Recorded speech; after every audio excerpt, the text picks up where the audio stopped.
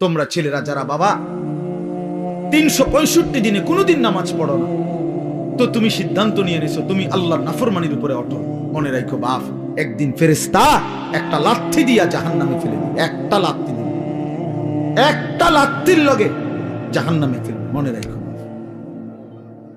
তামাশা দুনিয়া না বাবা। কি ভাবছো তুমি? পড়ালেখা তো আমরাও করছি, জেনারেল লাইনেও পড়ছি, মাদ্রাসার লাইনেও পড়ছি।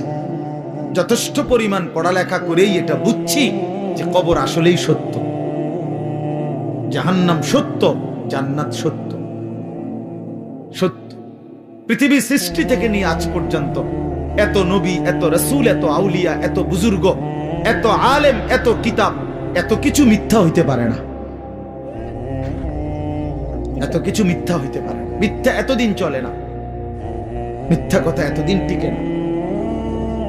অতএব 1450 বছর থেকে আমাদের নবীর আমল থেকে প্রতিনিয়ত আল্লাহর কথা, কোরআনের কথা, আখিরাতের কথা, কবর হাসরের কথা বলা হচ্ছে, এগুলো মিথ্যা। তাহলে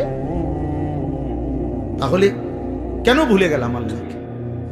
এজন্য আমরা যদি সিদ্ধান্ত নেই যে আমরা আমাদের জীবন গঠন করব, আমি আল্লাহর দ্বীনের উপরে চলবো, তাহলে সম্ভব। সম্ভব কিনা বলেন? এই জন্য আন্তরিক হইতে হয়, এই কথাটা বুঝাইলাম। মনোযোগী হইতে হয়। আন্তরিকতা না দেখাইলে, মনোযোগ না দিলে, আপনি বিষয়টা দিলে উপলব্ধি করতে হবে যে আসলে